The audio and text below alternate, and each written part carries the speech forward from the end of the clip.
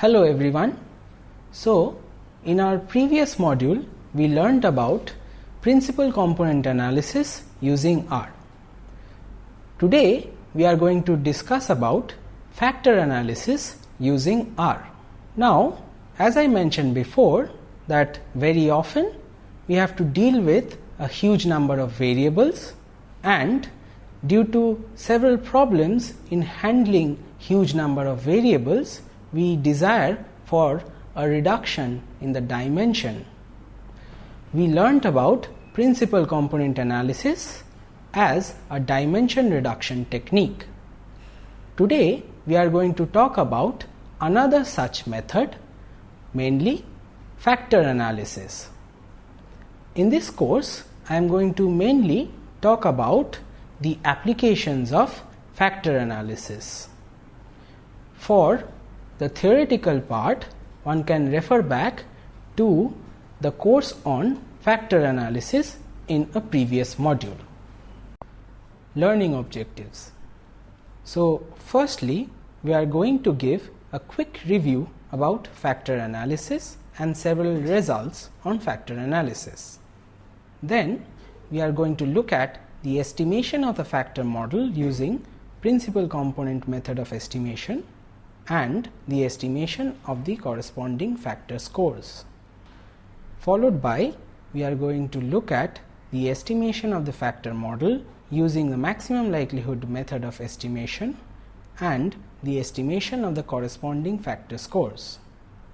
We are going to also look at an example where factor analysis is not worthwhile. Finally, we will summarize our findings from today's lecture. So, we give a quick review of factor analysis. For a detailed description, one can look back at a previous module named factor analysis, where one can find the detailed theoretical background on factor analysis and the results. Suppose X is a vector of m variables with the dispersion matrix sigma. Let us assume a model of the form x equal to mu plus L f plus epsilon, where mu is an m component vector of means, f is a p component vector of factors, epsilon is an m component vector of specific factors, and L is an m by p matrix of loadings. We have the assumptions: expected value of epsilon equal to 0, expected value of f is equal to 0, the dispersion of epsilon is given by psi, which is a diagonal matrix, the dispersion of the vector f of factors is an identity matrix of order p, and the vectors f and epsilon are uncorrelated. This is known as an orthogonal factor model.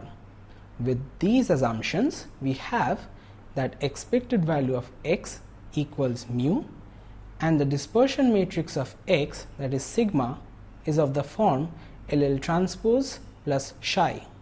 The variance of the ith variable xi is given by the sum of squares of the elements of the matrix L corresponding to the ith row and the quantity psi I. The first quantity is known as the communality, and the quantity psi I is known as uniqueness. For a good factor model, we want communality to be large and uniqueness to be small. Also, it is desired that p, that is the number of factors, is much smaller than the number of variables m.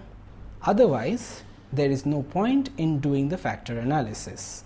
The contribution of the jth factor to the total variability of the data is given by lambda j by summation xj, j running from 1 to m, where j is the largest eigen. So, the contribution of the jth factor to the total variability of the data is given by lambda j by summation variance of xj, j from 1 to m, where lambda j is the jth largest eigenvalue of the matrix sigma. The cumulative contribution of the j factors to the total variability is given by sum over k from 1 to j lambda k by summation j from 1 to m variance of xj. So, firstly we look at an example. So, we have the data on different athletes and the times taken by those athletes to complete different races like a 100-meter race, 200-meter race, etc. Note that the times taken to complete the 100-meter race, 200-meter race and the 400-meter race are given in seconds, whereas the times taken to complete the other races, that is corresponding to the other columns, is given in minutes. So, firstly we start by finding the correlation matrix of the data. Here we find the correlation matrix because the units of measurement of the different variables are different. So, we firstly standardize the variables and find the dispersion matrix of those standardized variables, which is equivalent to finding the correlation matrix of the original data. Next, we find the eigenvalues corresponding to the matrix R and we store it in the R object lambda. Here is the eigenvalues and they are in the decreasing order of magnitude. We also extract the eigenvectors corresponding to the different eigenvalues of the matrix R, and we find the cumulative proportion of the total variability explained by the different factors. So, here is the cumulative proportion of the variability explained by the factors. Notice that the first two factors explain about 94% of the total variability of the data. So, we consider that the number of factors p for our given data is 2. Firstly, we are going to look at the principal component method of estimation. For that, we find the matrix L. So, to give a better understanding, the rows of the matrix L are given the variable names and the columns of the matrix L is given the names factor 1 and factor 2. So, here is the matrix L, that is the matrix of loadings. The residual matrix is given by subtracting from the correlation matrix R the matrix LL transpose. The diagonal components of this residual matrix are the estimates of the uniqueness. So, we extract the diagonal components from this residual matrix by the command diag in R and store it in the R object shy. So, here are the estimates of the uniqueness. Next, we want to find the factor scores.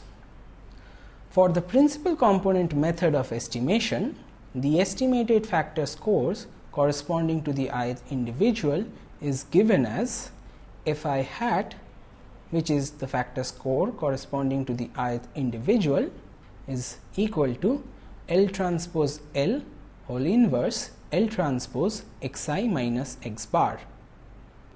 So, first we find the values xi minus x bar. Now, for the original data runner, each row corresponds to a particular athlete. So, we subtract from each row the means corresponding to the different variables, that is the different column means. Next, we define F to be a matrix of suitable order consisting of only zeros.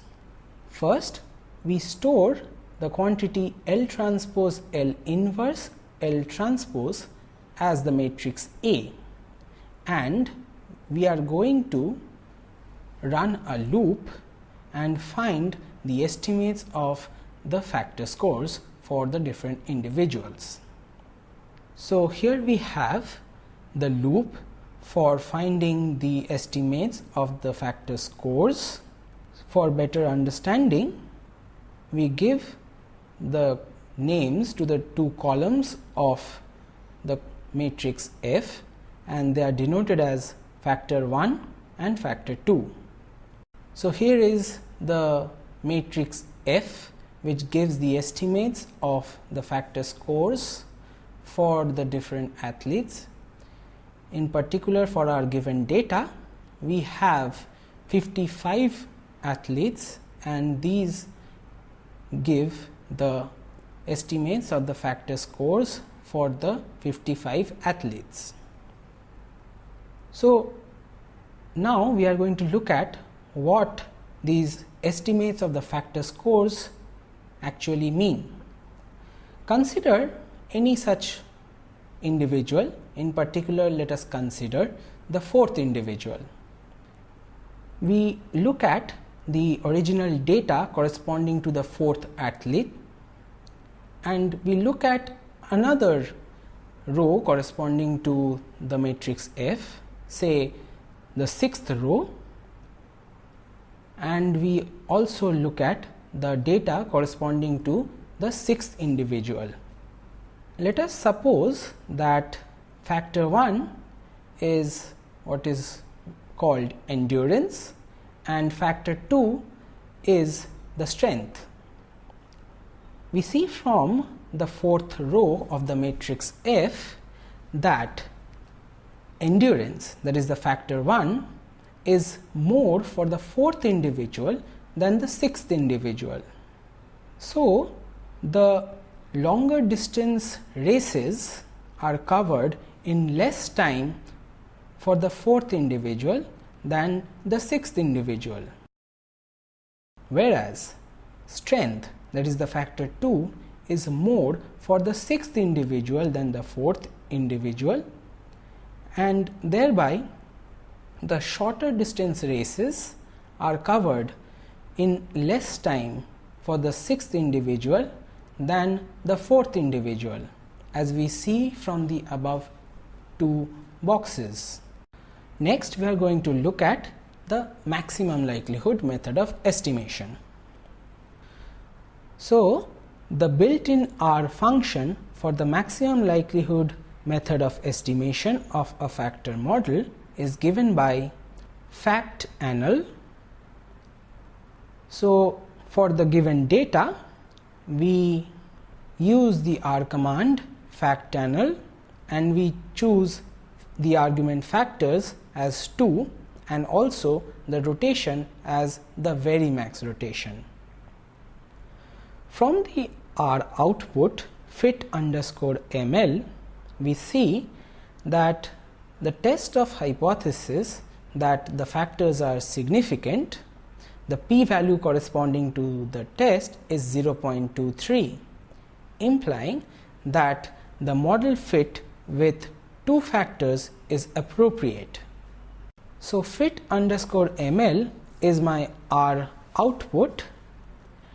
To find the matrix of loadings, we extract from the R object fit_ml the argument loadings, and we store it in the object l.ml, for example.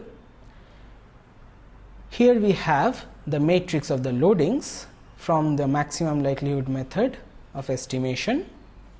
To get the uniqueness, we extract uniqueness from the R object fit_ml, and we get the uniqueness.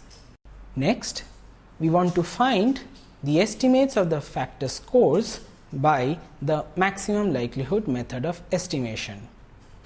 For the maximum likelihood method, the estimated factor scores corresponding to the ith individual is given as follows.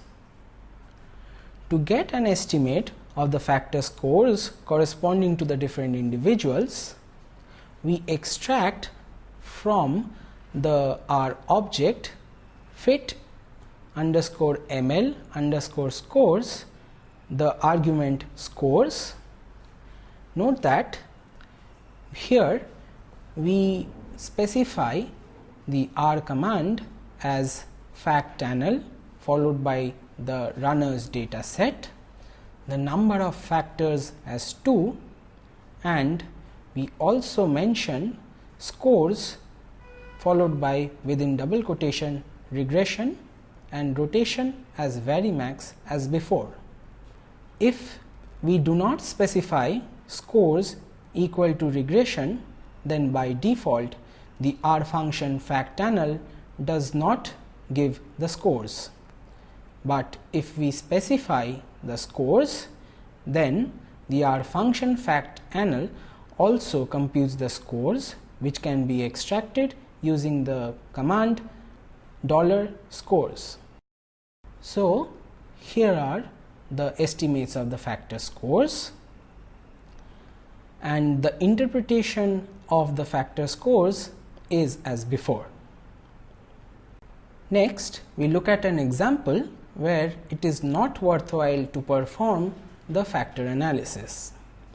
Suppose we have x to be a vector of 6 variables with the correlation matrix R as given.